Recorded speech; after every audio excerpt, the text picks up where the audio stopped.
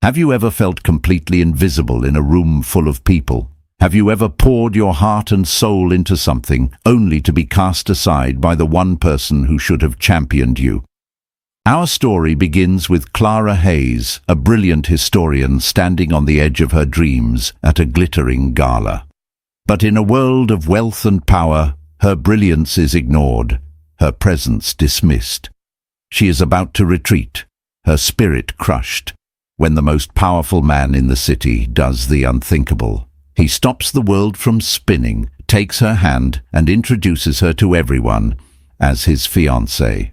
The air in the Astor Hall of the New York Public Library was thick with the scent of money and lilies. It was a heady, almost suffocating perfume that clung to the velvet drapes and settled over the constellations of diamonds adorning the necks of the city's elite.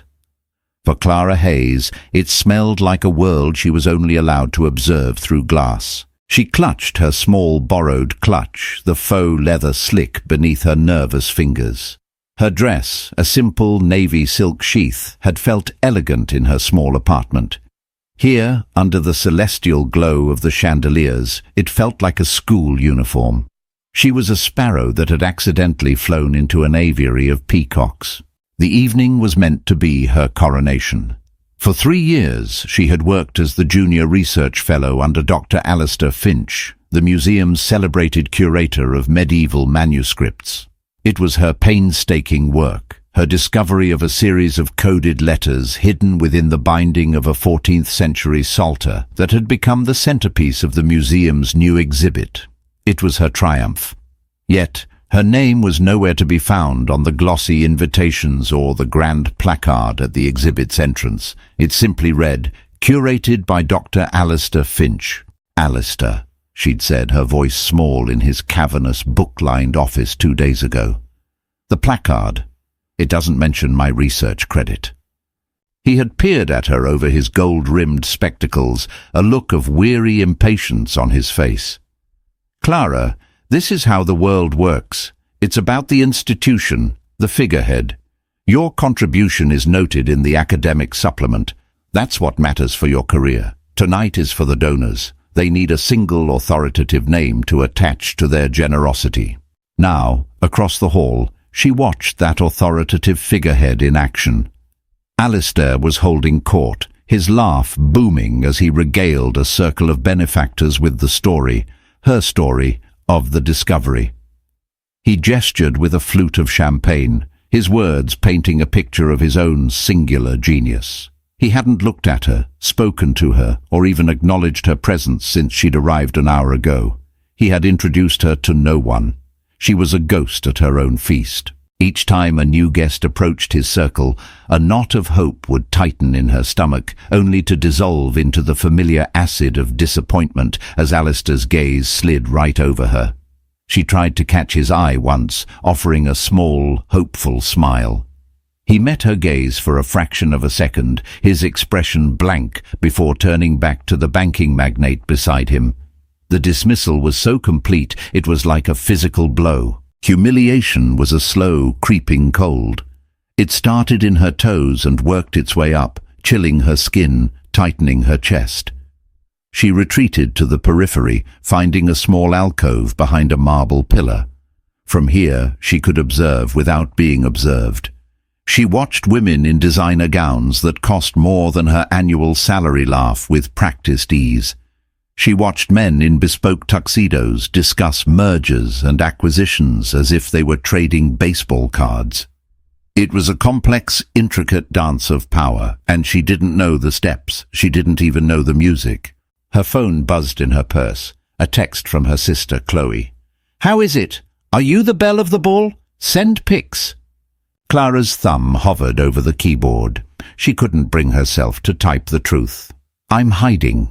The man who built his success on my work is pretending I don't exist. I've never felt so small in my entire life." Instead, she typed, "Amazing, so glamorous." The lie felt heavy and shameful on her tongue. The guest of honor, the evening's primary sponsor, had yet to make his grand entrance. Nathaniel Sterling. His name was whispered with a mixture of reverence and fear.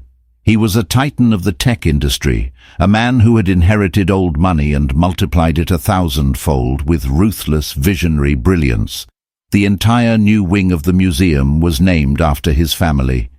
He was notoriously private, rarely photographed, and his presence tonight was a coup for Alistair and the museum board. Clara felt a bitter irony.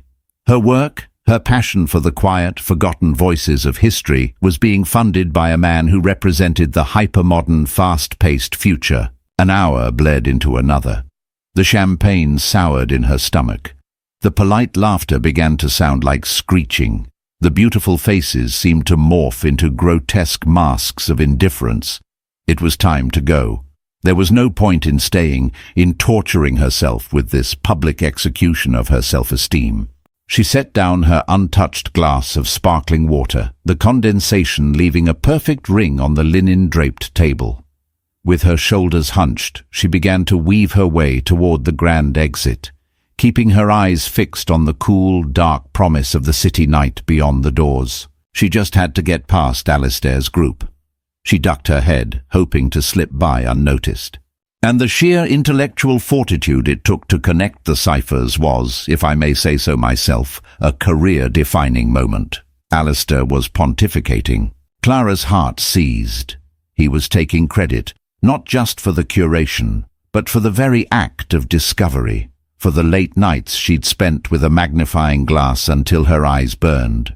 The eureka moment when she'd realized the key wasn't in the letters, but in the musical notations on the opposing page. A hot, furious wave washed over her, momentarily eclipsing the shame. She stopped, turning to face him, a protest forming on her lips. But what could she say? "Excuse me, that was me." They would look at her, this nobody in a navy dress, and then at the celebrated Dr. Finch, and they would simply laugh. As her courage failed, a sudden hush fell over the hall. The ambient chatter dipped, heads turning in unison toward the entrance. A man stood there, framed by the marble archway. He wasn't particularly tall, but he possessed a stillness, a gravitational pull that bent the room's energy toward him. He was dressed in a perfectly tailored black tuxedo, no tie, the top button of his white shirt undone, a look of casual disdain for the formality of the event. His hair was dark, his features sharp and angular, and his eyes, even from across the room she could feel them, were a startling, piercing grey. Nathaniel Sterling had arrived. Alistair immediately abandoned his story, his face splitting into a sycophantic grin as he moved to intercept him. But Sterling's gaze wasn't on the approaching curator. His eyes swept the room, dismissive of the fawning faces, the hopeful smiles. They moved with a cool, searching intensity. And then they stopped. On her. Clara's breath hitched. For a dizzying moment she thought she was imagining it. But he was looking directly at her, his expression unreadable. The entire room seemed to follow his line of sight. And suddenly, hundreds of pairs of eyes were on her, the girl hiding by the exit. The ghost had become visible. Nathaniel Sterling took a step, then another, moving with a silent, predatory grace. He bypassed the sputtering Alistair without a glance. He walked straight through the sea of parted bodies, his focus unwavering. He walked straight to her. He stopped a foot in front of her. Up close, his presence was overwhelming. He smelled faintly of bergamot and cold, clean air. "Clara Hayes," he said. It wasn't a question. His voice was a low, quiet baritone that cut through the silence of the hall. She could only nod, her throat constricted. How did he know her name? He extended a hand, not for a handshake, but an invitation. Hesitantly, she placed her trembling fingers in his. His grip was firm, warm. He turned, facing the stunned, silent crowd, his hand still holding hers. He found Alistair Finch in the throng, his grey eyes turning to chips of ice. "Finch!" Nathaniel Sterling's voice resonated through the hall, clear and sharp as breaking glass. "You have a remarkable talent for overlooking the most valuable assets in the room." He paused, letting the statement hang in the air, a public condemnation. Then he looked back at the assembled elite, his gaze sweeping over them all. He lifted Clara's hand slightly. "My apologies for our late arrival," he announced, his voice ringing with indisputable authority. "My fiancée was just feeling a bit overwhelmed by the crowd." The silence that followed Nathaniel Sterling's declaration was not empty. It was a vacuum, sucking the air and sound out of the grand hall, filled with the thunder of 1,000 unspoken questions. "Fiancée?" The word echoed in the cavernous space, ricocheting off the marble and gilded ceilings. Clara felt the weight of every stare, every bewildered, calculating glance. Her mind was a maelstrom of confusion, a white-hot panic that erased all thought. Alistair Finch's face was a grotesque canvas of shock. His jaw was slack, his complexion had turned the colour of spoiled cream, and his eyes, wide and disbelieving, darted between Clara and the man holding her hand, as if he were watching a tennis match played with live grenades. The banking magnate, the society dames, the museum board members, they all wore the same expression of stunned incredulity. In the space of 10 seconds, Clara Hayes had transformed from a non-entity into the most fascinating woman in New York. Nathaniel's grip on her hand was the only thing grounding her. It was a steady, warm anchor in a sea of chaos. He gave her a look so fleeting she might have imagined it, a brief, almost imperceptible nod of reassurance, as if to say, "Play along." Play along with what? This was insanity. But the alternative was to snatch her hand back, to stammer that this was all a mistake, and to cement her status as a hysterical, irrelevant fool in front of the most influential people in the city. The part of her that had been shrinking and hiding all night found a strange, defiant spark. She drew in a shaky breath, lifted her chin, and offered the stunned room a small, tremulous smile. Nathaniel seemed to approve. He turned his attention back to the crowd, his voice dropping to a more intimate, conversational tone that nonetheless carried to every corner. "Clara has been the intellectual driving force behind this exhibit. Her work on the Psalter is, frankly, revolutionary." He looked at Alistair again, a predatory smile touching his lips.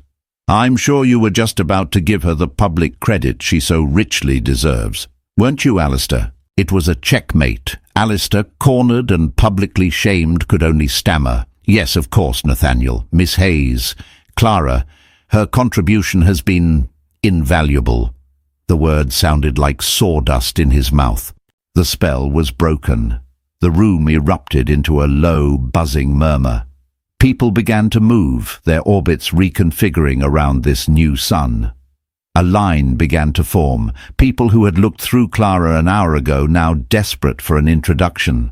"Mr. Sterling, a delight to finally meet your other half. Miss Hayes, your work sounds simply fascinating." Nathaniel handled them with practiced surgical precision. He kept Clara close to his side, his hand resting lightly on the small of her back. The gesture felt both proprietary and protective. He fielded questions, deflected inquiries, and introduced her with a possessive pride that was so convincing she almost believed it herself. She murmured greetings, shook hands, and tried to keep her smile from looking like a grimace of terror. She was an actress thrust onto a stage without a script, in a play she didn't understand. After what felt like an eternity of this surreal performance, Nathaniel leaned in close, his lips brushing her ear. "We're leaving," he murmured, his voice a private current in the public stream. He nodded curtly to the chairman of the board, steering Clara away from the throng with an authority no one dared to question. They moved toward a private exit, the same one she had been so desperate to escape through moments before.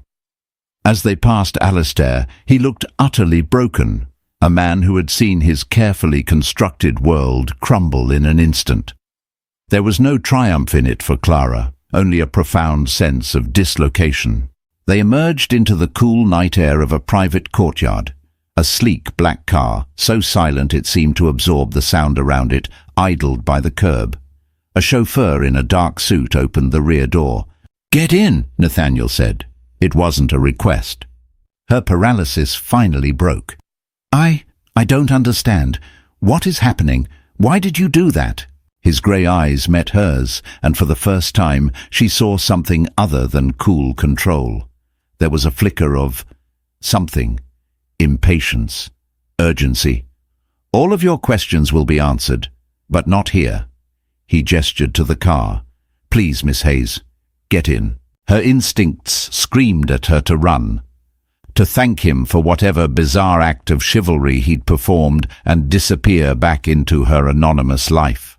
But another, more pragmatic voice pointed out that he had just single-handedly saved her from public humiliation and potentially salvaged her career from Alistair's predatory grasp. He had given her power, however illusory and temporary.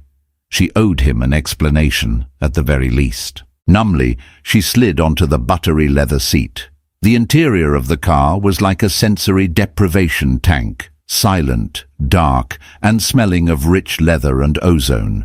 Nathaniel got in beside her, and the door closed with a soft, definitive thud, sealing them off from the world. The car pulled away from the curb with a silent electric hum. They drove in silence for several minutes, the city lights sliding across the tinted windows in a hypnotic blur. Clara's heart was still hammering against her ribs.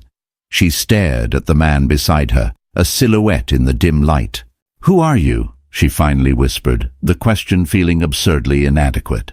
He turned his head, and his face was illuminated by a passing streetlight. The sharp planes and angles seemed carved from granite. "You know who I am. I know your name. I don't understand why you know mine, or why you would lie to a room full of people like that." "It wasn't a lie," he said calmly. "It was a proposition." They pulled up to a towering skyscraper in Tribeca, a sleek monolith of glass and steel that seemed to pierce the clouds. A private elevator took them straight to the penthouse without a single stop. The doors opened directly into a living space that was larger than an entire floor of Clara's apartment building. The far wall was a sheet of glass, offering a breathtaking, godlike view of the entire city skyline. The furniture was minimalist, expensive and impersonal. It was less a home than a monument to success.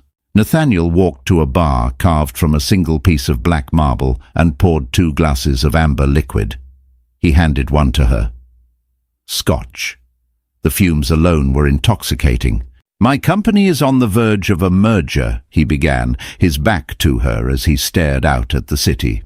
"A multi-billion-dollar deal with a Japanese tech consortium. The chairman, Mr. Tanaka, is a man of traditional values. He believes a man is not truly stable, not a sound investment, until he has a family, or is, at the very least, on the path to one." He turned to face her, his eyes intense. "For the last 6 months, my personal life has been tabloid fodder. A series of meaningless, high-profile dates that make me look frivolous, unstable. It's a liability. My board is nervous. Tanaka is hesitant." Clara stared at him, the pieces of the puzzle beginning to click into place, forming a picture she didn't like. "So you needed a fiancé." "I needed the right kind of fiancé," he corrected. "Not an actress, not a model, not another heiress. That would only feed the narrative. I needed someone intelligent, serious, respectable, someone completely outside of my world, someone unimpeachable." "And you chose me?" she asked, incredulous. "A random historian you've never met?" A faint, humorless smile touched his lips. "Nothing I do is random, Miss Hayes. I've been vetting candidates for weeks. My security team is exceptionally thorough." He took a sip of his scotch. "I know you graduated summa cum laude from Columbia. I know your doctoral thesis on Carolingian manuscript illumination won the Bainton Prize. I know you've been systematically undercredited and underpaid by Alistair Finch for 3 years. And I know he was about to use your discovery to secure a 7-figure donation from my own foundation, with no intention of ever giving you proper credit." The extent of his knowledge was terrifying. She felt like a specimen under a microscope, her life dissected and analyzed without her consent. "So this was what? A rescue?" she asked, a note of sarcasm creeping into her voice. "This was a convergence of interests," he said, his voice flat and businesslike. "I needed a credible fiancé. You needed a lifeline. I provided one. Now I'm offering a more permanent arrangement." He set his glass down. "Here is the proposition. For the next 6 months, you will play the part of my fiancée. You will attend events with me. You will be seen by the press. You will meet Mr. Tanaka. You will lend me your credibility. In return, I will provide you with things Alistair Finch never could." He began to list them off as if reciting a grocery list. "First, I will establish a private research foundation in your name with an endowment of $20 million. You will have complete autonomy. You can study whatever you want, wherever you want, for the rest of your life. Second, I will ensure that Alistair Finch is publicly and professionally disgraced for his plagiarism. The truth of your work will be known to everyone. Third, I will give you this." He walked to a safe hidden behind a panel on the wall and removed a flat, leather-bound portfolio. He placed it on the marble coffee table and opened it. Inside, resting on a bed of velvet, was a single illuminated manuscript page. It was breathtakingly beautiful, the colors still vibrant after centuries. Clara recognized it instantly. It was the missing page from the psalter she'd been studying, the key that unlocked the final cipher, believed to have been lost in a fire in the 18th century. "This is my life's work," she breathed, her fingers hovering over the delicate vellum, afraid to touch it. "And it will be yours," Nathaniel said. "A signing bonus. All of it is yours, Clara. You just have to say yes to being my fiancée for 6 months." He was offering her everything she had ever wanted, her dream career, justice, the missing piece of her soul's puzzle. The price was her life, her identity, her truth. It was a deal with the devil, a devil with piercing grey eyes who had already saved her once tonight. She looked from the priceless manuscript to the cold, calculating man who was offering it. The power imbalance was staggering. He wasn't just a billionaire. He was a force of nature, and he wanted to use her as a shield. "And after 6 months?" she asked, her voice barely a whisper. "After 6 months," he said, his expression unyielding, "we have a quiet, amicable parting of ways. You walk away with your foundation, your reputation restored, and your life's work in your hands, and I close my deal. It's a simple business transaction." Simple. There was nothing simple about it. It was the most complicated, terrifying, and tempting proposition she had ever imagined. The first week of her new life as Clara Hayes, fiancée of Nathaniel Sterling, was a blur of disorientation. It began the morning after the gala. She had left his penthouse in the same silent car, clutching the leather portfolio containing the lost manuscript page like a holy relic. He hadn't touched her, hadn't offered a single word that wasn't related to their transaction. He had simply given her a new, encrypted phone and told her his assistant, a woman named Evelyn, would be in touch. Clara had walked into her own small apartment and felt as if she were entering a stranger's home. The worn armchair, the stacks of books, the chipped coffee mug, it all seemed to belong to a different person, a naive girl who had believed in meritocracy. She had stayed up all night, the manuscript page spread carefully on her desk under a soft lamp, torn between elation at possessing it and a profound soul-deep terror at the price she had agreed to pay. Evelyn called at precisely 8:01 a.m. Her voice was crisp, efficient, and devoid of warmth.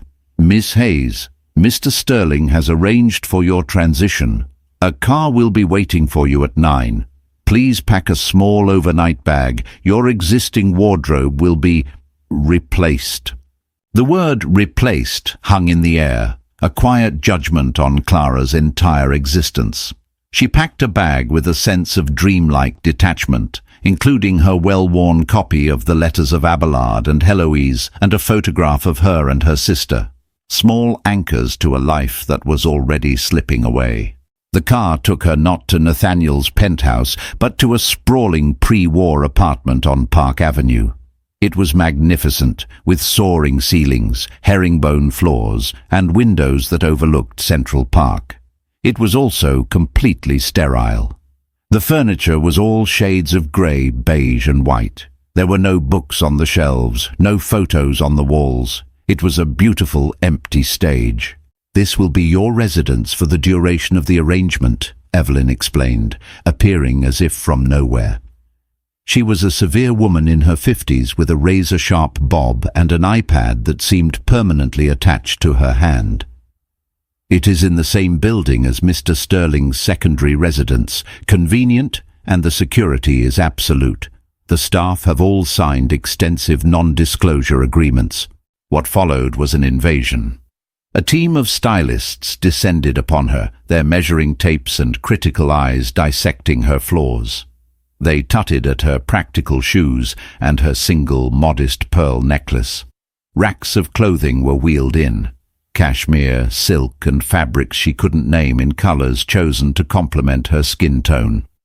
A hairdresser and makeup artist gave her a more polished look, smoothing her naturally wavy hair into sleek lines and applying makeup that made her feel like she was wearing a mask. They were creating a character, the brilliant, elegant fiancée. It was a painstaking process of erasure. Every choice, from her lingerie to her evening bags, was made for her. They were sanding down her rough edges, polishing her into a flawless gem that could be set in the sterling crown. The psychological toll was immediate. In her own clothes, her own skin, she was Clara Hayes, a historian with a passion for the past.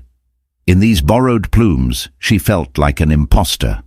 The power imbalance was no longer just about wealth. It was about identity. Nathaniel wasn't just renting her time, he was curating her very being. Her first official duty was a small, private dinner with two of Nathaniel's board members and their wives. Evelyn prepped her for hours, providing a dossier on each guest, their business interests, their children's names, their pet projects, and, most importantly, topics to avoid. "Mrs. Albright is sensitive about her son's recent divorce," Evelyn instructed, her tone brisk. "Mr. Chen is a connoisseur of Burgundy. Compliment his choice of wine." Nathaniel arrived at her apartment an hour before they were due to leave. It was the first time she had seen him since the night of the gala. He looked at her, his eyes doing a slow, analytical sweep from her perfectly coiffed hair to the tips of her designer heels.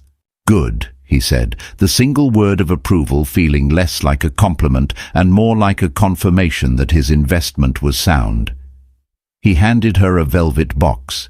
Inside was a staggering diamond ring, a flawless, emerald-cut stone that glittered with cold fire. "Your engagement ring," he stated. "The stone has been in my family for generations. The press release will say I had it reset for you in a modern setting." She slipped it onto her finger. It felt heavy, alien, a beautiful, expensive lie. "Is there anything I need to know?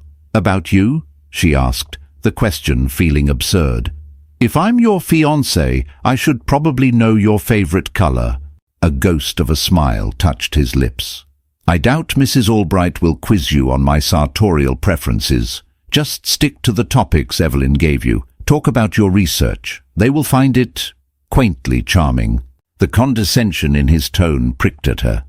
He saw her life's passion as a charming accessory, a useful part of the costume he was creating for her. The dinner was an exercise in suffocating pleasantries. The board members treated her with a cloying deference that was entirely directed at the ring on her finger. They asked her about her work, and as she began to speak with genuine passion about the medieval ciphers, she saw their eyes glaze over. They didn't care. They were just ticking a box, confirming that the fiancé was as advertised, intelligent, presentable, and no threat. Nathaniel was a master performer. He would gently touch her arm when she spoke, steer the conversation back to her when it strayed, and look at her with a manufactured adoration that was chillingly convincing. He played the part of the devoted fiancé perfectly, but his eyes when they met hers were cool and unreadable. They were partners in a transaction, and nothing more. Later that night, back in the silent, empty apartment, she took off the ring and the expensive dress. She scrubbed the makeup from her face until her skin was raw. She was drowning. The deal had seemed so simple in his penthouse, her integrity in exchange for her dreams. But she hadn't understood the reality of it. The constant performance, the loss of self, the crushing loneliness of being surrounded by people but utterly, completely alone. Her only solace was the manuscript page. She would spend hours with it, losing herself in the intricate lines and faded ink, a connection to something real and true. It was the fruit of the poison tree, but it was also the only thing keeping her sane. A week later, Evelyn informed her of a new development. Mr. Tanaka is advancing his trip. He will be in New York next month. He has requested a dinner at Mr. Sterling's home, an intimate affair. The timeline had accelerated. The pressure was mounting. That evening, Nathaniel came to her apartment again. This time he wasn't dressed for an event. He wore dark trousers and a simple grey cashmere sweater. He looked almost human. "We need to talk," he said, his tone serious. "Tanaka's dinner is the main event. It has to be flawless. He's not like my board members. He's shrewder. He will be watching our every interaction." "What do you want me to do, rehearse?" she asked, unable to keep the bitterness from her voice. "In a manner of speaking," he replied, unfazed. "We need a story, a believable narrative for how we met, how we fell in love."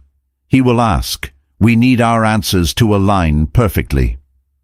He sat down, not in one of the stiff, formal chairs, but on the edge of the sofa, closer to her. "I've had my team draft a timeline. It's in this file." He slid a sleek tablet across the coffee table. "It details a fictitious 6-month courtship. We met at a university lecture you were giving. I was intrigued by your mind. We had a series of quiet, private dates, museums, old bookshops, walks in the park. It plays into the narrative, the billionaire tired of the shallow world, captivated by a woman of substance." Clara stared at the tablet. Her own life, rewritten by a team of strangers. A fictional romance, complete with dates she'd never been on and conversations she'd never had. The manipulation was so profound, so absolute.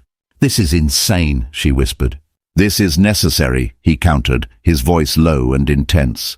"Clara, I do not fail, and I don't allow the people associated with me to fail. You wanted your foundation. You wanted justice. This is the price. We will learn this story. We will practice it. We will become it. For one night, for Tanaka, it has to be real."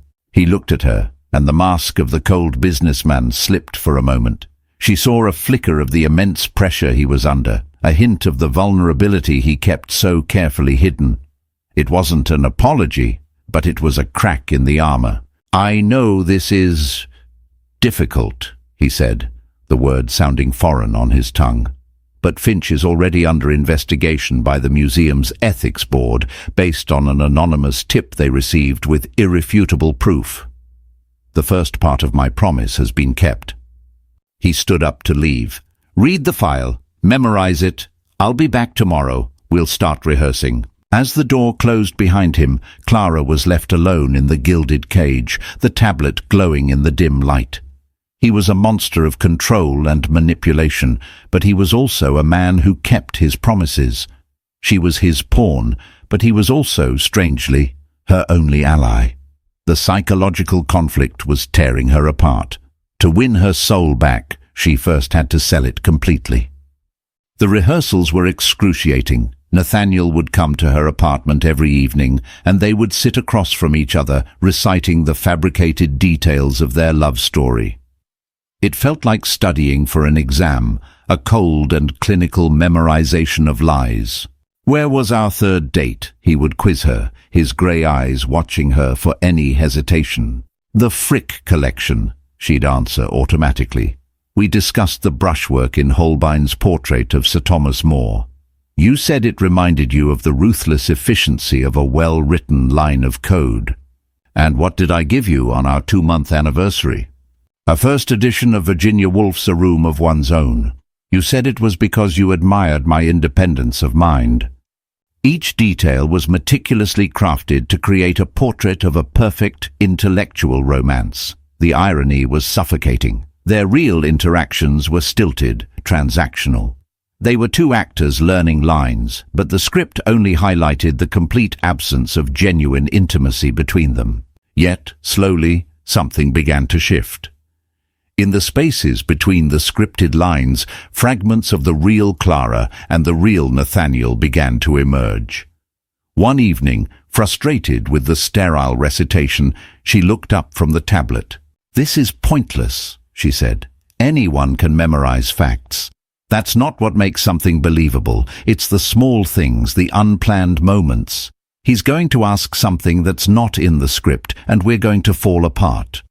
Nathaniel raised an eyebrow. "What do you suggest?" "We need to actually talk," she said, feeling a surge of courage. Not as Nathaniel Sterling, CEO, and his hired fiancée, but as two people. For instance, the script says you were captivated by my lecture. What was the lecture about? He paused, caught off guard. It was about the role of female scribes in medieval scriptoriums. And what about it captivated you? She pressed. He was silent for a long moment, looking not at her, but through her, at some memory. You talked about them as if they were alive, he said, his voice quieter than she'd ever heard it. You described how they would press flowers into the pages or write notes in the margins about the cold or a child they were missing.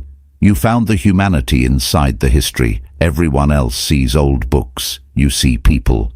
The observation was so astute, so deeply perceptive, that it left her speechless. It was the most anyone had ever understood about her work, and the words had come from this cold, calculating man. It was the first crack in his facade. After that, the rehearsals changed. They still reviewed the official story, but they began to improvise around it. She would ask him about his work, not the billion-dollar mergers, but the code itself. He spoke about it with a surprising passion, describing the elegance of a perfectly structured algorithm, the beauty of a system that was both complex and flawlessly logical. She saw the creator behind the capitalist. He, in turn, would ask her about her research. She brought out the digital scans of the Psalter, showing him the ciphers, explaining her theories. He listened with an unnerving focus, his questions sharp and intelligent. He wasn't feigning interest. He was genuinely engaged, his mind dissecting the problem with the same intensity he applied to a business deal. During one of these sessions, she was describing the loneliness of the monk who had created the ciphered letters. He was in love with a woman he could never have, she explained. The entire Psalter is a coded love letter, hidden inside a holy book. A lifetime of passion, all in invisible ink. A futile gesture, Nathaniel commented, his voice flat. I don't think so, she countered. He couldn't be with her, but he made sure their story would survive. He found a way to make something beautiful out of his pain. I don't think that's futile. I think it's a kind of victory. He looked at her, his expression unreadable, but there was a new depth in his eyes, a flicker of something that might have been understanding, or even sorrow. The night of the dinner with Mr. Tanaka arrived like a death row sentence. Clara was a bundle of nerves, even in the exquisite, custom-made emerald green gown that had been chosen for her. The diamond ring felt like a 20-pound weight on her hand. The dinner was held at Nathaniel's penthouse. For the occasion, the sterile space had been transformed.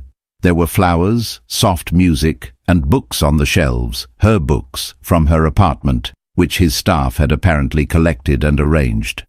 The personal touch was another calculated move, but it still sent a strange pang through her chest. Mr. Tanaka was a small, elderly man with kind, crinkling eyes and a mind as sharp as a shard of glass. He was accompanied by his wife, a graceful, silent woman. They greeted Clara with formal bows, their eyes taking in every detail of her appearance, the apartment, and, most importantly, her interactions with Nathaniel. The evening was a masterclass in performance art. Nathaniel was charming, attentive, and utterly convincing. He and Clara moved around each other with a practiced ease, their hands brushing, their glances meeting at just the right moments. They told the story of their courtship, weaving the scripted facts with the genuine threads of conversation they had developed during their rehearsals. At one point, Mrs. Tanaka, speaking through a translator, asked Clara, "Mr. Sterling is a very powerful, very public man. Your world of books is so quiet. Are you not afraid of being lost in his shadow?" Clara felt a moment of panic. This wasn't in the script. She felt Nathaniel's eyes on her, his body tense.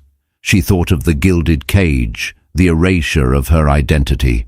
And then she thought of their late-night conversations, of the unexpected respect he had shown for her mind.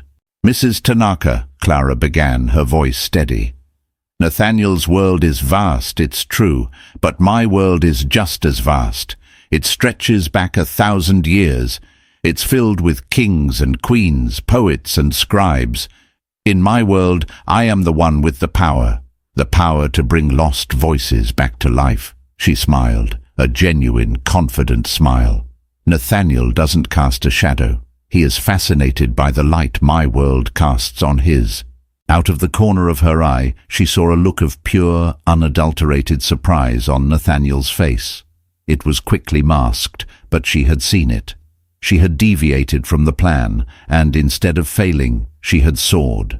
Mr. Tanaka beamed. He said something in Japanese, and the translator relayed, "He says he sees now. Your strength is not the same as Mr. Sterling's, but it is a perfect balance." The rest of the evening passed smoothly. As the Tanakas were leaving, the old man pulled Nathaniel aside. Clara couldn't hear what was said, but when Nathaniel returned, the tension had drained from his shoulders. "The deal is closed," he said, after the door had shut. "He called me after they got in the car. He said meeting you was the deciding factor." A wave of relief washed over Clara. "So it's over? My part in it?" "Yes," he said. He walked to the bar and poured 2 glasses of scotch. He handed one to her. "You were remarkable tonight, Clara, more than I expected." "I just told the truth," she said quietly, "or a version of it." They stood in silence for a moment, the city lights glittering below them. The transaction was complete. She should have felt victorious. She had secured her foundation, her future. But instead, she felt a strange, hollow ache. The end of the arrangement meant the end of this whatever it was between them. The end of their late-night talks, the end of seeing those rare cracks in his armor. "There's something I haven't told you," Nathaniel said, breaking the silence. He wouldn't meet her eyes, instead staring out at the view. "My motive for going after Finch wasn't just about securing you for this arrangement." He took a long swallow of his drink. "My grandfather was an academic, a brilliant historian. His entire career was destroyed by one man, Alistair Finch's father, who was also a powerful curator. He stole my grandfather's research, published it as his own, and blacklisted him from every university in the country. My grandfather died a broken, bitter man. The Sterling family lost its academic legacy." Clara was stunned into silence. This wasn't just a business deal. It was a vendetta, decades in the making. "Your research," he continued, his voice tight with controlled emotion. "The ciphers in the Psalter, they didn't just expose Finch. They proved the foundation of the theory that my grandfather was ruined for defending. By destroying Alistair, you weren't just getting justice for yourself, you were vindicating him." Suddenly, everything made sense. His obsessive knowledge of her work, the cold fury he directed at Alistair, the almost personal satisfaction he took in the man's downfall. She hadn't been a random pawn. She had been a very specific, very carefully chosen weapon. The revelation was devastating. She looked at him, at this man who had meticulously planned every move, who had used her passion and her pain as tools to settle a generational score. The fledgling sense of connection, of partnership, she had started to feel curdled into a cold, hard knot of betrayal. "All of it," she whispered, her voice shaking. "Our conversations, your interest in my work, was all of it just part of your revenge plot?" He finally turned to face her, and his eyes were filled with a conflict she had never seen before. The cool, controlled CEO was gone, replaced by someone raw and exposed. "At first," he said, his voice ragged, "yes, But somewhere along the way, he trailed off, unable or unwilling to finish the sentence. But it was too late. The trust, as fragile and tentative as it had been, was shattered. She had been used, not just as a fake fiancée, but as an instrument of a vengeance she knew nothing about. She had thought she was playing a part in his story, but she had just been a ghost in another man's history all along. The penthouse, which had moments before felt like a stage for their shared victory, now felt like a prison cell. The air crackled with the fallout from his confession. Betrayal was a bitter, metallic taste in her mouth. She had allowed herself to see the man behind the monster, to believe there was a glimmer of genuine connection forming in the crucible of their lies. Now she saw that too had been a manipulation. "You used me," she said, the words flat and heavy, stripped of all emotion. Every moment, every conversation, it was all a means to an end. My humiliation at the gala, my career, my life's work, they were just convenient leverage for your family's vendetta. "It wasn't like that," he started, taking a step toward her. "Not entirely." "Don't!" she snapped, holding up a hand. The fire was returning to her veins, chasing out the cold shock. "Don't you dare try to soften this. You talk about the elegance of a perfectly structured algorithm. That's what I was to you, a variable in your equation for revenge. You vetted me, you studied me, you found my exact price, and you bought me." The truth of her own words hit her with the force of a physical blow. She had traded her integrity for a foundation and a manuscript. She had made a deal, and he had simply been the shrewder negotiator. The shame was suffocating. "The arrangement is over," she said, her voice regaining its strength. "You have your deal with Tanaka. I've held up my end of the bargain." She slipped the massive diamond ring off her finger and placed it on the marble bar with a sharp click. The sound was one of finality. "I'll have my things moved out of the apartment tomorrow." A flicker of something, was it panic, crossed his face. "Clara, wait. We need to discuss the dissolution. It has to be handled carefully. A quiet, amicable separation in a few months, just as we planned." "No," she said, her voice dangerously quiet. "The plan has changed. Your plan. I'm done being a character in your story. You can have your PR team invent whatever narrative you want for our breakup. I don't care, but I am finished." She saw the conflict warring in his eyes. The cold-blooded strategist was battling with something else, something he didn't have a name for. "My grandfather," he began, as if that explained everything. "Your grandfather deserved justice," she cut in, her voice softening for a moment before hardening again. "But you don't get to use his memory as an excuse to become a monster yourself. You talk about Finch's father stealing a legacy. What do you think you've been doing to me for the past month? You've been trying to steal my agency, my identity, my very self, and reshape it for your own purposes. You are more like them than you realize." That struck a nerve. A muscle tightened in his jaw. He had built his life on being the antithesis of the men who had wronged his family, and she had just held up a mirror to him. Without another word, she turned and walked toward the elevator. Her legs felt unsteady, but her spine was rigid. She had never felt so broken and so powerful at the same time. "The foundation," he called after her, his voice strained. "The manuscript page. The deal stands." She paused with her hand on the button, but didn't turn around. "I know it does. You always honor your transactions."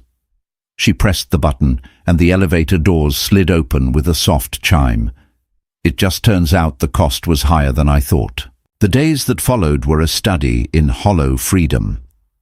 She moved back into her small apartment, which now felt both like a comforting refuge and a reminder of the person she was before Nathaniel Sterling had shattered her world. The stylists and the designer clothes were gone. She wore her own familiar sweaters and jeans, but they felt strange on her skin, as if she were a snake who had shed a layer only to find herself ill-fitting in her old one. News of Alistair Finch's downfall was swift and brutal. The museum announced an internal investigation. He was suspended, and the academic journals were filled with whispers of career-ending plagiarism. Clara felt a distant, clinical satisfaction, but the victory was tainted. It wasn't her victory, it was Nathaniel's. True to his word, the paperwork arrived via a high-end courier. Legal documents establishing the Hayes Foundation for Manuscript Studies with a board of trustees she was to appoint, and an endowment that made her dizzy. Another package contained the deed of ownership for the manuscript page. He had fulfilled his contractual obligations. She should have been ecstatic. This was everything she had ever dreamed of. But every time she looked at the documents, she saw his face, heard his confession. The foundation felt like blood money. The manuscript page felt like a beautiful scar. Her sister Chloe came over, bubbling with excitement after seeing a tabloid photo of Clara and Nathaniel at a charity event a few weeks prior. "I can't believe you didn't tell me. You're engaged to Nathaniel Sterling, and now you're not. What is going on, Clara?" Clara couldn't tell her the truth. The non-disclosure agreement she'd signed was ironclad, but more than that, she couldn't bear to voice the humiliation of the arrangement. "It was a whirlwind," she said, the lie tasting like ash. "We just weren't right for each other." Chloe looked at her, her expression full of sisterly concern. "You seem different, sadder. I thought this would be your happy ending." "There aren't always happy endings, Chloe," Clara replied, her voice weary. "Sometimes there are just endings." Clara tried to throw herself into her work. She began drafting the charter for her foundation, planning research trips, sketching out the framework for her first major project, a full-scale digital humanities project on the Psalter.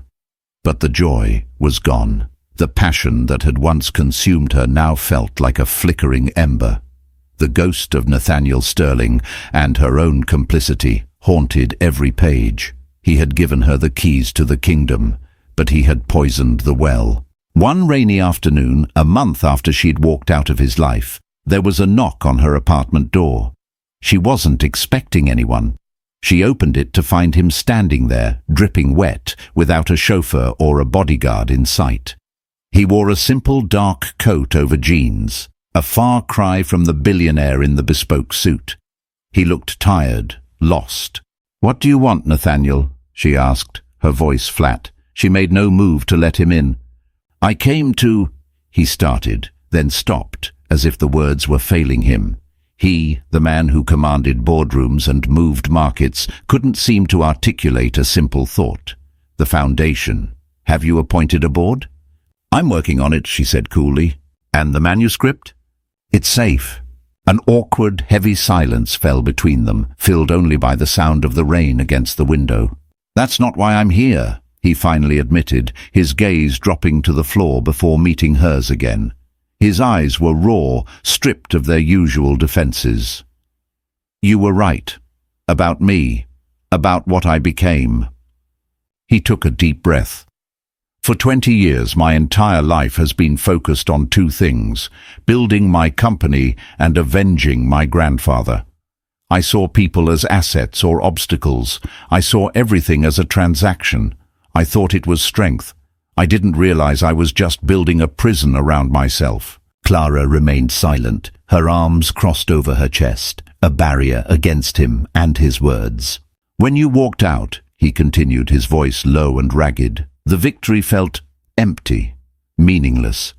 I destroyed Finch, I closed the deal, I vindicated my family name, and I felt nothing. All I could think about was the look on your face when you realized I had used you, the same way Finch had used you, the same way his father had used my grandfather." He looked at her, and for the first time, she didn't see a billionaire or a manipulator.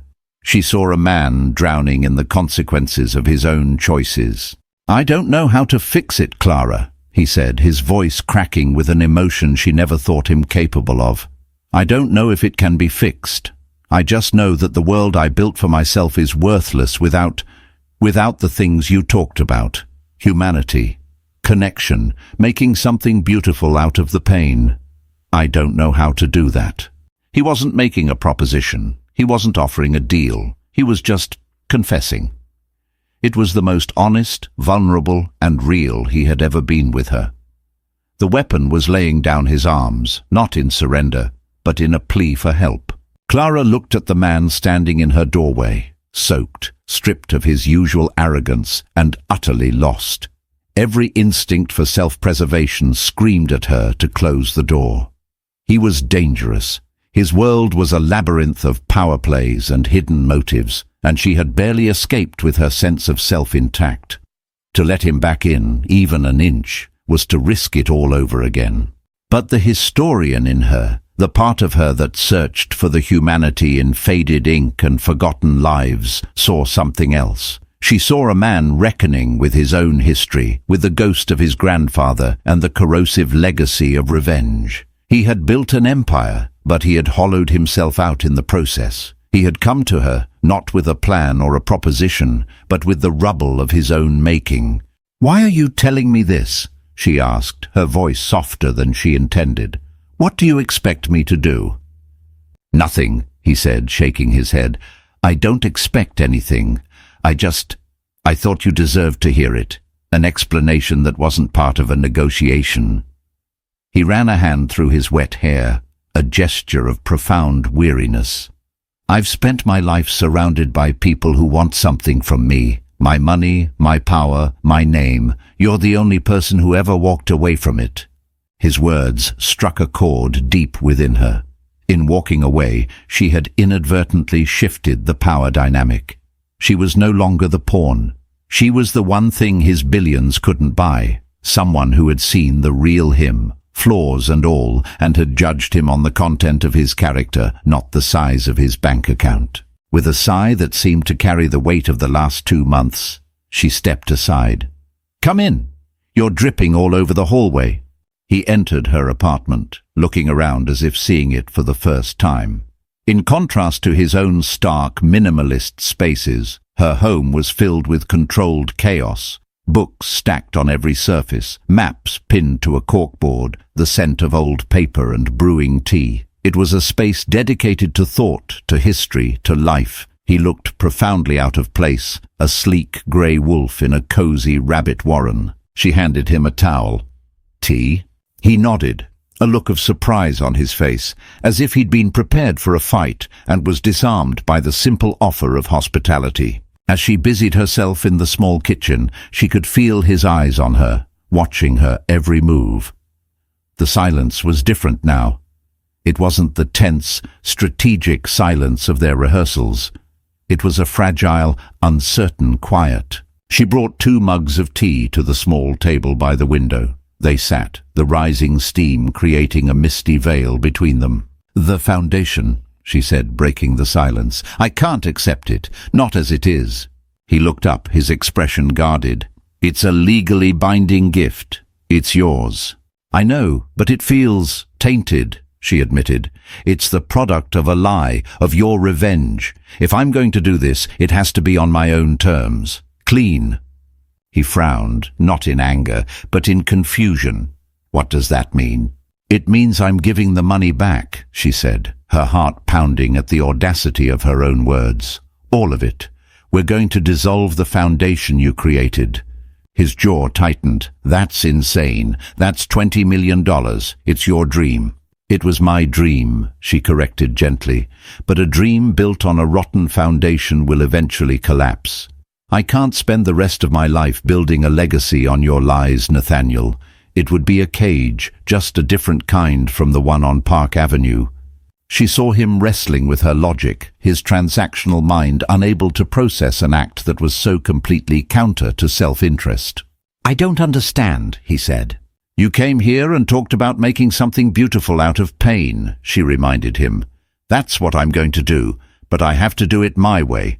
I'm going to write a new proposal for the Salter project, a clean one.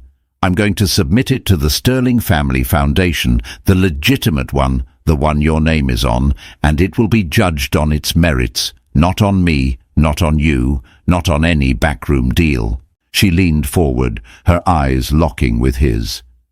It will be a formal grant application. It will go through the proper channels. Your board will review it. And if they decide it's worthy of funding, then I will accept. And it will be a real victory, mine, untainted. It was a monumental gamble. She was betting her entire future on the slim hope that his foundation's board was more than just a rubber stamp for his whims, and that her work could stand on its own, without his thumb on the scale. She was handing all the power back, but this time it was a choice. Nathaniel stared at her, a slow, dawning realization spreading across his face. She wasn't rejecting him or his money. She was rejecting the way it had been given. She was demanding a reset, a chance to start again, not as conspirators, but as equals. She was offering him a path to do things the right way, a path to redemption. "They will say no," he said, his voice quiet. "Without my influence, the board is conservative. They prefer funding hospital wings to dusty books." "Then they say no," she replied with a shrug, though the thought terrified her. "And I'll find another way. I'll apply for other grants. I'll start smaller. It might take me 20 years, but it will be mine. My integrity is not for sale, Nathaniel. I thought it was for a moment. I will never make that mistake again." He was silent for a long time, his gaze fixed on the rain-streaked window. She had just dismantled his entire worldview. He solved problems with money and power. She was insisting on a solution that involved process, merit, and a high probability of failure. Finally, he looked back at her, and the conflict in his eyes had been replaced by a reluctant, grudging respect. It was a look that held more genuine feeling than all the manufactured adoration he had shown her during their charade. "All right," he said, his voice raspy. "Submit your proposal. I will instruct my assistant to ensure it is passed to the board. But I will not interfere. I will not speak to them about it. I will not influence their decision in any way." He gave her a wry, sad smile. "You will almost certainly fail." "Probably," she agreed, a small smile touching her own lips for the first time. "But it will be an honest failure, and that's better than a corrupt victory." He stood up, placing his empty mug in the sink. The brief, fragile moment of connection was over. They were back to being two separate people from two different worlds. At the door he paused. "Clara." "Yes?" "Thank you," he said simply. The words were quiet, but they carried the weight of a lifetime of unspoken truths. After he left, Clara stood in her quiet apartment, the scent of his rain-soaked coat still lingering in the air. She felt terrified and exhilarated. She had just willingly thrown away a fortune, a guaranteed future for a principal. She had refused the ending he had written for her, and had chosen to face an unwritten page, with no idea what the next chapter would hold. It was the most reckless and the most liberating decision of her life. The weeks that followed were a quiet, grueling battle. Clara poured every ounce of her energy into the grant proposal. It became her singular focus, a way to channel her anxiety into productive work. She worked from dawn until long after midnight, her small apartment transformed into a command center.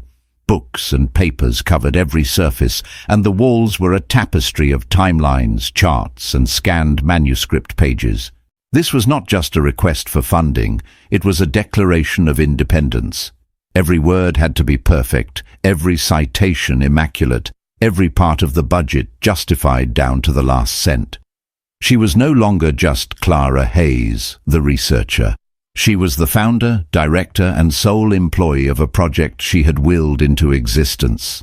She consulted with digital humanities experts, with conservationists, with legal scholars to ensure her methodology was unassailable.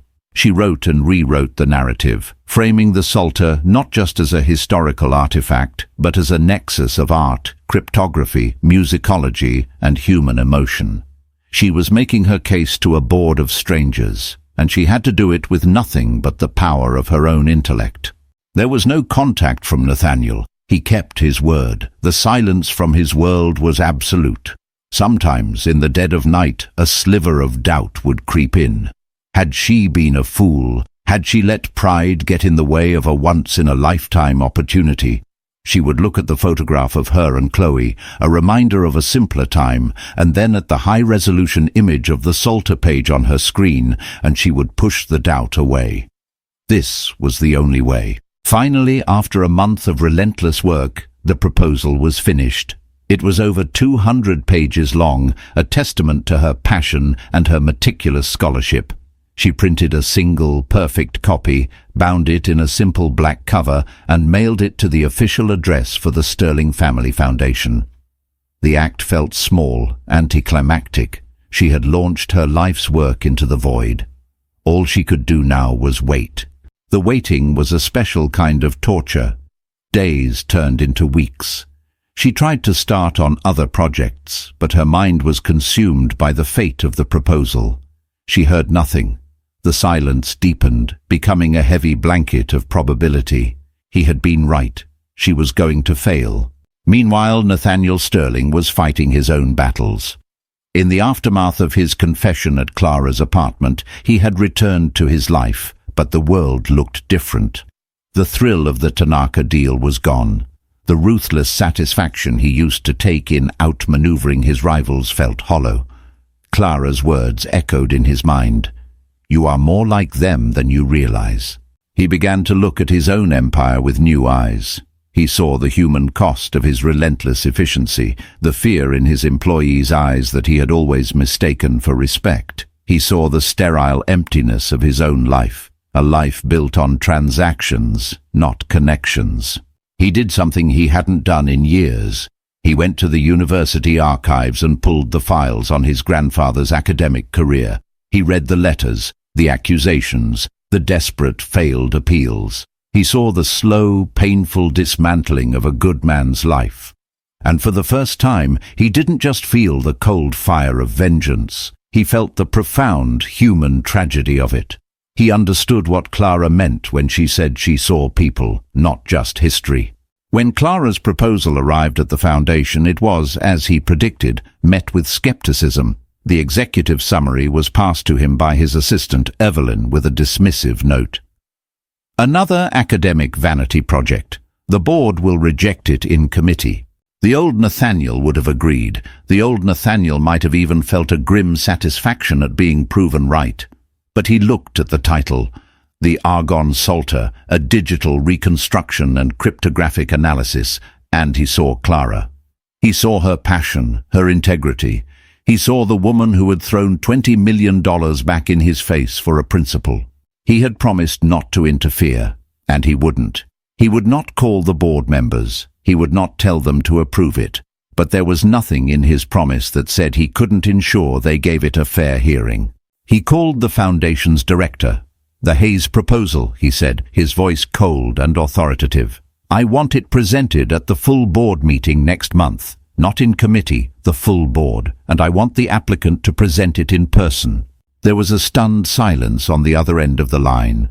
"Mr. Sterling, that is highly unusual for a first-time applicant." "Make it happen," Nathaniel said, and hung up. It was a power play, yes, but he wasn't dictating the outcome. He was just opening the door. Clara would have to walk through it herself. A week later, a formal cream-colored envelope arrived at Clara's apartment. Her hands trembled as she opened it. It was an invitation to present her proposal to the full board of the Sterling Family Foundation in 2 weeks' time. The terror was immediate and overwhelming, but it was quickly followed by a surge of adrenaline. This was her chance. A single hour to make her case. She spent the next 2 weeks preparing, rehearsing her presentation until she could do it in her sleep. She was not just arguing for a grant. She was arguing for the value of her entire world, the world of quiet study, of historical empathy, of finding meaning in the whispers of the past. The day of the presentation, she chose her outfit with care. Not the designer armor from her time as his fiancée, but her own clothes, a simple, well-tailored grey dress, her modest pearl necklace. It was the uniform of a scholar, not a socialite. It was who she was. The boardroom was an intimidating cathedral of dark wood and polished steel on the top floor of Nathaniel's corporate headquarters. The board consisted of 12 people, men and women with powerful, impassive faces, and at the head of the long table, silent and unreadable, sat Nathaniel. He gave her a single brief nod as she entered, nothing more. Her heart hammered against her ribs, but as she set up her laptop, a strange calm settled over her. She looked at the faces staring at her, people who dealt in billions of dollars and global markets, and she realized she had something they didn't. She had a story. She began to speak. She didn't just present data and budgets. She told them the story of the lonely monk. She showed them the hidden notes, the pressed flowers. She made them see the humanity trapped in the vellum. She explained how the digital project wouldn't just preserve an old book, but would create a new way for people to connect with the past, to understand the timelessness of love, loss, and hope. She spoke with a passion that filled the sterile room with warmth and life. When she finished, there was silence. The board members looked at each other, their impassive masks cracking slightly. She had reached them. The chairman, a stern-looking man named Robert Albright, the same man from the disastrous dinner party, cleared his throat. "Miss Hayes, your passion is evident, but this foundation has a mandate toward projects with a wide, tangible impact. Medical research, educational infrastructure. How can you justify a multi-million-dollar investment in a single medieval book?" It was the kill-shot question, the one she had been dreading. Before she could answer, Nathaniel spoke for the first time, his voice quiet but resonant. "Robert," he said, his eyes not on Clara but on the chairman. "This company, this building, this foundation, it's all built on a single idea. That innovation is the engine of progress. We invest millions in code that will be obsolete in 5 years. We fund buildings that will one day crumble." He paused, and his gaze shifted to Clara, a look of profound, open respect in his eyes. "Miss Hayes is proposing something different. She's working with technology that is 700 years old and is still speaking to us. She is not just preserving the past. She is investing in the things that are timeless: empathy, art, the human story. What is the tangible impact of that? I don't know. But I would suggest that a foundation that has forgotten the value of those things has lost its way." He leaned back in his chair. "The decision is yours." It was the most eloquent, powerful defense she could have ever imagined. He hadn't told them what to do. He had simply reminded them of who they were supposed to be. He had used his power not to force their hand, but to guide their conscience. The vote was taken. It was 7-5. The proposal was approved. The aftermath of the board meeting was a quiet revolution. The news of the grant sent a ripple through the academic community. Suddenly, Clara Hayes was no longer the disgraced Dr. Finch's overlooked assistant. She was the director of the most innovative manuscript project in the country, a scholar with a vision and the resources to make it a reality. She leased a modest office space near Columbia University, a sunlit room that she quickly filled with books, computers, and a large whiteboard that was soon covered in her sprawling notes.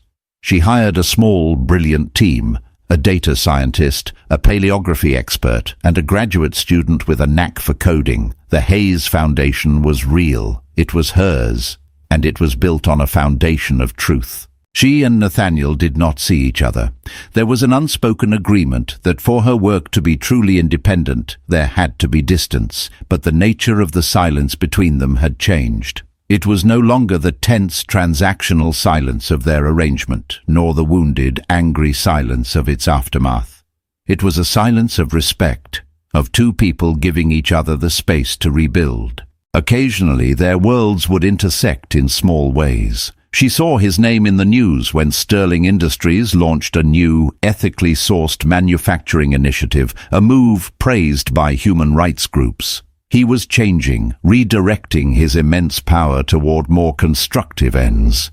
He was making something new out of the rubble. One crisp autumn afternoon, almost a year after the disastrous gala, she was working late in her office. The sun was setting, casting long shadows across the floor. There was a soft knock on her door. It was Nathaniel. He was dressed simply in a dark sweater and trousers, holding a long, flat package wrapped in brown paper. "I was in the neighborhood," he said, a small, almost shy smile on his face. "I hope I'm not interrupting." "Nathaniel," she said, her surprise genuine and warm. "Come in."